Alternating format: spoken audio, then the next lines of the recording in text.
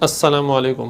1991 میں جب Soviet union ٹوٹ رہا تھا تو اس وقت یوکرین کی پارلیمنٹ نے بھی 90% اکثریت کے ساتھ سوویت یونین چھوڑنے کا فیصلہ کیا۔ آزادی کے وقت یوکرین کے پاس سوویت دور کے چھوڑے ہوئے 1700 ایٹم بم موجود تھے۔ ان 1700 ایٹم بموں کے ساتھ یوکرین دنیا کا تیسرا بڑا ایٹمی ملک تھا۔ یوکرین کے پاس اس وقت 130 ایسے میزائل تھے جن میں سے ہر ایک کے اندر 6 ایٹم بم لگے ہوئے تھے، جبکہ 46 ایسے میزائل تھے جن میں سے ہر ایک کے اندر 10 ایٹم بم لگے ہوئے تھے، اور یہ سب میزائل 5000 سے زائد کلومیٹر کی رینج کے تھے، یعنی بین البراعظمی میزائل تھے۔ اس کے علاوہ 33 بمباری کرنے والے جہاز بھی موجود تھے۔ اس وقت 1991 عیسوی میں جب سوویت یونین ٹوٹا تو یوکرین، روس اور بیلاروس نے مل کر ایک تنظیم بنائی جسے Commonwealth of Independent States کہتے ہیں، یعنی آزاد ممالک کی دولت مشترکہ۔ 1991 سے لے کر 1994 تک اس تنظیم نے ان ایٹمی ہتھیاروں کی نگرانی کی۔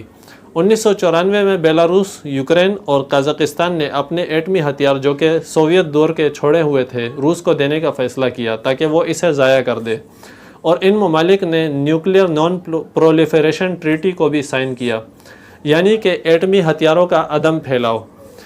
انہوں نے یہ معاہدہ روس، برطانیہ اور امریکہ کے ساتھ کیا۔ اس معاہدے کے نتیجے میں انہوں نے اپنے ایٹمی ہتھیار روس کو دے کر ضائع کروا لیے، اور بدلے میں انہیں اس بات کی ضمانت دی گئی کہ ان کی سرحدوں کا احترام کیا جائے گا، یعنی ان پر حملہ نہیں کیا جائے گا تاکہ یہ ایٹمی ہتھیاروں کو تحفظ کے لیے استعمال نہ کرے۔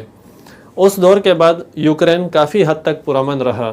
یوکرین نے کافی ترقی بھی کی، لیکن 2014 میں جب یوکرین اور روس کا آپس میں تنازع ہوا اور روس نے یوکرین کے جنوبی ساحلی حصے پر، یعنی جسے کرائمیا کہتے ہیں، اس پر قبضہ کیا، تو یوکرین میں یہ رائے بڑھنے لگی کہ ہم نے ایٹمی ہتھیار دے کر کہیں غلطی تو نہیں کر دی۔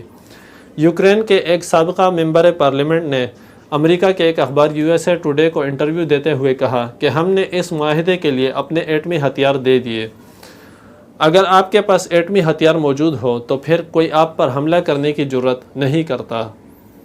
ناظرین، اب آپ کمنٹ میں اپنی رائے دے سکتے ہیں کہ کیا یوکرین نے اپنے پیروں پر خود ہی کلہاڑی ماری ہے، یا پھر اس نے ایک اچھا اقدام کیا کہ نیوکلیئر ہتھیار تو ویسے ہی انسانوں کے لیے خطرہ ہوتے ہیں، تو کیا اس نے انسانیت کو بچانے کے لیے اچھا قدم اٹھایا یا پھر اپنے تحفظ کو داؤ پر لگا دیا؟